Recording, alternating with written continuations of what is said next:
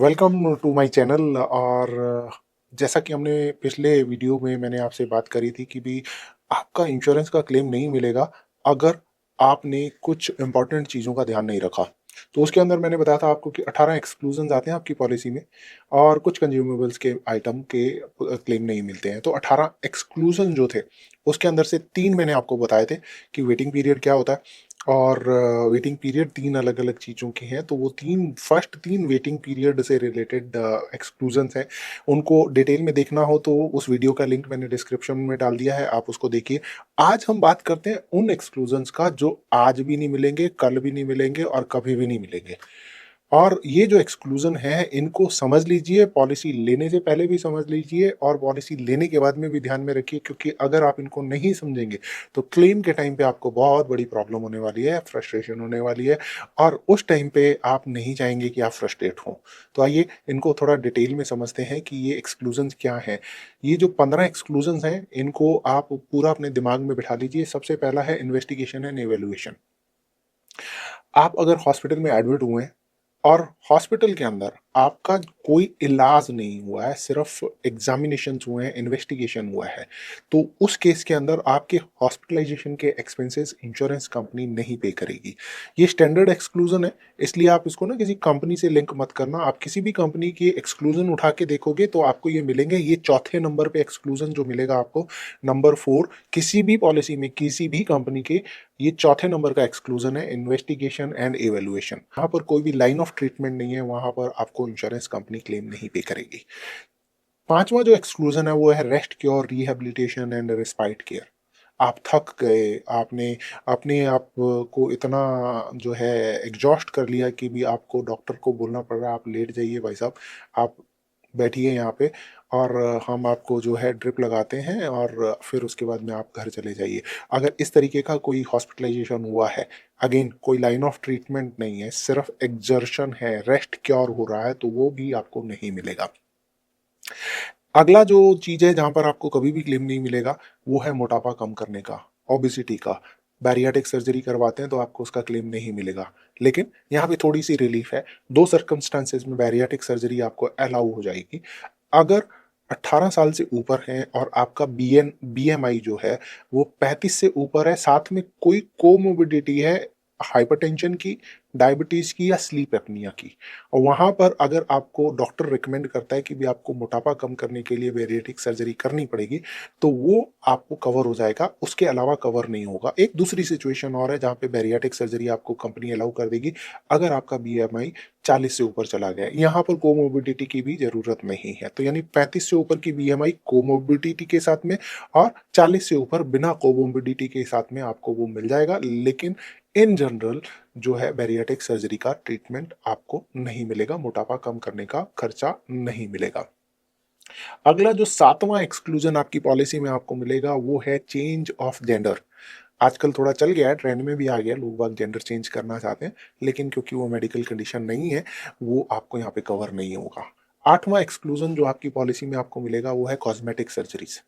जहाँ पर भी आप अपनी ब्यूटिफिकेशन के लिए सर्जरी वगैरह कराते हैं, वो कवर नहीं होगा। आपने नाक की शेप करानी चेंज करानी है, आपको स्किन का कुछ आपको कराना है और आपने चश्मा हटाने के लिए लेसिक सर्जरी करा ली है, तो ये सारे कॉस्मेटिक सर्जरी की कैटेगरी में आते हैं, ये कवर नहीं होते हैं। हाँ, अगर एक्सीडेंट के कारण नौबत आती है और आपको कॉस्मेटिक सर्जरी करानी पड़ती है, तो वो कवर हो जाएगा। लेसिक सर्जरी कवर नहीं होगी, उसका मैं अगला जो आपका एक्सक्लूजन है उसके बारे में बात करूँगा। एंड देन 9वां जो एक्सक्लूजन है वो है हैजार्डियस और एडवेंचर स्पोर्ट्स। आपको शौक है बंजी जंपिंग का, करिए। कंपनी ये बोलेगी कि आप रिस्क उठा रहे हो और ये जो रिस्क उठा रहे हो इसके जिम्मेदार आप हो। आप बिना रिस्क उठाए बीमार हो गए हो तो कंपनी आपको इंश्योरेंस में क्लेम पे कर देगी, और अगर आपने रिस्क उठाया है, हैजार्डियस एक्टिविटीज में पार्टिसिपेट किया, बंजी जंपिंग कर रहे थे, हार्ट अटैक आ गया या टांग टूट गई, हॉस्पिटल पहुंच गए, कंपनी क्लेम नहीं पे करेगी। आपकी पॉलिसी के अंदर ये 9वां नंबर एक्सक्लूजन है जहां पर ये क्लियरली लिखा हुआ है एडवेंचर स्पोर्ट्स या हैजार्डियस एक्टिविटीज में पार्टिसिपेट ना करें। 10वां एक्सक्लूजन है ब्रीच ऑफ लॉ। तो जहां पर भी कानून का उल्लंघन होगा और उसके कारण से हॉस्पिटलाइजेशन हो जाता है, तो वो भी कवर नहीं होगा। कर्फ्यू लगा हुआ, बाहर निकले, पुलिस की लाठी के शिकार हो गए, हॉस्पिटल पहुंच गए, तो कवर नहीं होगा। 11वां एक्सक्लूजन है एक्सक्लूडेड प्रोवाइडेड। ये बड़ा इंपॉर्टेंट है, इसको अच्छे से समझ लीजिए। यहाँ पे बहुत कॉम्प्लिकेशन होते हैं और बहुत लोगों को बहुत फ्रस्ट्रेशन होती है।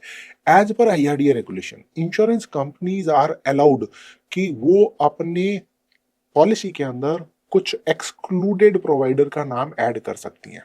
तो फॉर एग्जांपल आपके शहर के अंदर एक्स वाई जेड हॉस्पिटल को अगर कंपनी ने एक्सक्लूडेड लिस्ट में डाल दिया, तो आप अगर वहां ट्रीटमेंट लेने जाएंगे तो कैशलेस तो वैसे ही नहीं मिलना क्योंकि एक्सक्लूडेड है, रियम्बर्समेंट भी नहीं मिलेगा।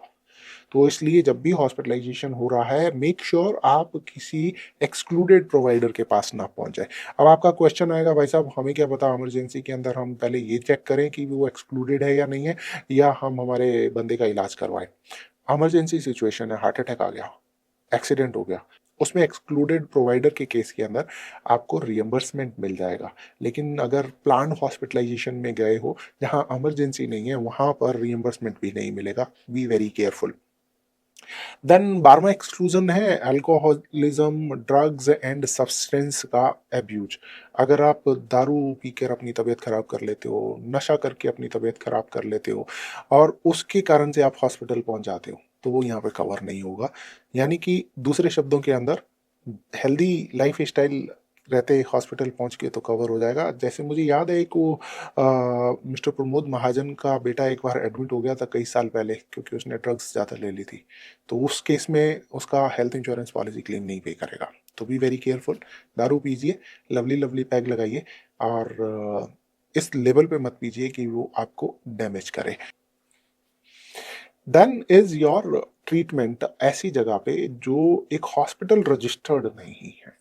अगर वो एज अ हॉस्पिटल रजिस्टर्ड नहीं है जिसमें वो हॉस्पिटल में बंदे को एडमिट करके ट्रीटमेंट कर सकता है, वहां पर अगर आप ट्रीटमेंट लेते हो, नेचर केयर क्लिनिक्स में ट्रीटमेंट लेते हो, स्पा में ट्रीटमेंट लेते हो, उस तरीके की कोई और भी इस्टेब्लिशमेंट है, तो वो कवर नहीं होंगे। दूसरे शब्दों में, हॉस्पिटल होना चाहिए जो ऑथराइज्ड है आपको एडमिट करने के लिए, मेडिकल ट्रीटमेंट के लिए। वहां पर अगर आप ट्रीटमेंट लेते हैं तो वो कवर हो जाता है। 14वां जो एक्सक्लूजन है वो है डाइटरी सप्लीमेंट्स।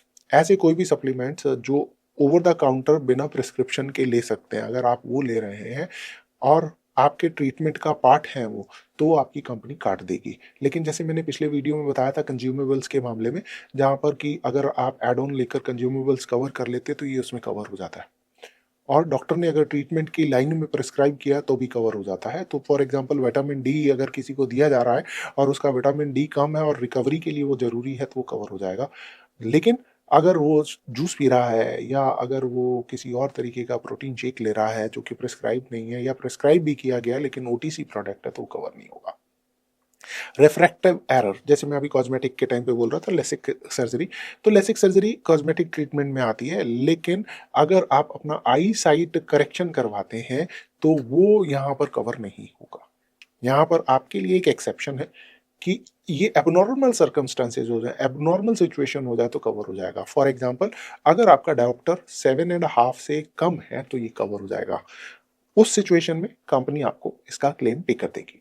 अनप्रूवन ट्रीटमेंट, सभी को पता है, कोई ऐसा ट्रीटमेंट जो प्रूव नहीं है, जहाँ जिसका कोई मेडिकल रिसर्च में रिकॉर्ड नहीं है, किसी का कोई जो इंडियन मेडिकल एसोसिएशन ने उसको अप्रूव नहीं कर रखा है, नोटिफाई नहीं कर रखा है, वो अगर ट्रीटमेंट लेते हैं तो वो कवर नहीं होगा। स्टर्लिटी एंड इनफर्टिलिटी, है ना, बांझपन वगैरह की और उनका ट्रीटमेंट करवाते हैं तो वो कवर नहीं होता है। कुछ पॉलिसीज कवर करती हैं, स्टैंडर्ड एक्सक्लूजन है ये। मैटरनिटी अगला एक्सक्लूजन है 18वां, ये दोनों स्टैंडर्ड एक्सक्लूजन है, लेकिन अगर आपकी पॉलिसी स्पेसिफिकली बोलती है कि मैं ये कवर कर रहा हूँ तो ये आपको कवर मिल जाएगा, otherwise this is an exclusion. Then is specific exclusions. ये जो 18 है ये डिफाइंड है, आईआरडीए की डिफाइंड है, और हर पॉलिसी में ये 18 इसी सीक्वेंस में मिलेंगे। लेकिन इसके अलावा भी कंपनी कुछ आपको स्पेसिफिक एक्सक्लूजन्स लगा सकती है।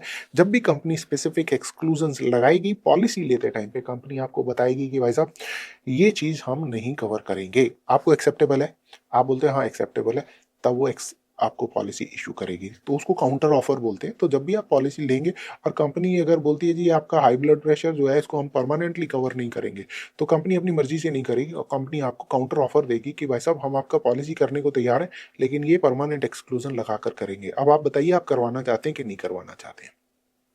तो ये स्पेसिफिक एक्सक्लूजन्स भी लग सकते हैं। और कुछ स्पेसिफिक एक्सक्लूजन्स इन एक्सक्लूजन्स को हटाने के लिए भी लग सकते हैं, या इन एक्सक्लूजन में जो कवरेजेस नहीं है उनको अगर ऐड कर दिया तो वो भी लग सकते हैं। जैसे कि मैटरनिटी है, तो मैटरनिटी कवर नहीं है पॉलिसी के अंदर, लेकिन किसी कंपनी ने मैटरनिटी का कवर दिया है, तो वो उस मैटरनिटी के कवर से रिलेटेड एक्सक्लूजन स्पेसिफिक एक्सक्लूजन्स में डाल देगी। जैसे कि 24 महीने बाद में कवर करेंगे, या इसके अंदर जो है पहले 2 बच्चे ही कवर करेंगे। वो जो एक्सक्लूजन्स हैं वो आपके स्पेसिफिक एक्सक्लूजन हो जाते हैं ऐसे कवरेजेस के लिए जो स्टैंडर्ड कवरेजेस नहीं है, लेकिन उस पॉलिसी में कंपनी आपको दे रही है, तो उससे रिलेटेड जो है स्पेसिफिक एक्सक्लूजन्स हो सकते हैं। अच्छे से अपनी पॉलिसी को पढ़िए, समझिए, और उसके बाद में आप डिसीजन ले लीजिए। और अगर आपने पॉलिसी ले ली है तो आज भी जाइए पॉलिसी की अपने एक्सक्लूजन पढ़िए। नहीं समझ आ रहे हैं तो मेरे को कॉन्टैक्ट करिए, मैं आपको गाइड करूंगा, या अपने इंश्योरेंस एक्सपर्ट को कांटेक्ट करिए, एजेंट को कांटेक्ट करिए, उनसे गाइडेंस लीजिए, उनसे पूछिए, ताकि क्लेम के टाइम पे दिक्कत ना हो। और कुछ ऐसा है जो आपको पसंद नहीं आ रहा है, उसका करेक्शन आप अभी कर सकते हैं, क्लेम लेने के बाद में या क्लेम के टाइम पे नहीं कर पाएंगे, आज कर लीजिए। So thank you very much, and decision लेने से पहले और डिसीजन लेने के बाद में भी इन सारी इन्फॉर्मेशन को आपको ध्यान में रखना चाहिए। एंड कोई क्वेश्चन है, कोई डाउट है, कमेंट में पूछ लीजिए, नीचे दिए गए व्हाट्सएप नंबर पे मैसेज कर लीजिए, कॉल कर लीजिए। We would love to help you. As I always say, life is beautiful, you are lucky and God is kind. Enjoy your self.